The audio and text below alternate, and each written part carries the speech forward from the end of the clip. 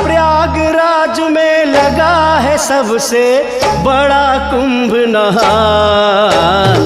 गंगा जमुना सरस्वती पावन है तीनों धाम। गंगा जमुना सरस्वती पावन है तीनों धाम।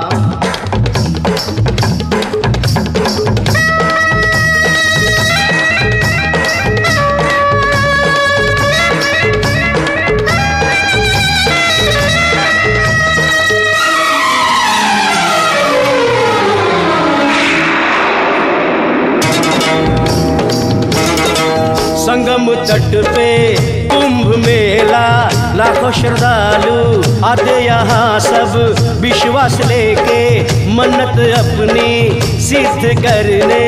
इस संगम में देश विदेश से आते हैं मेहमान।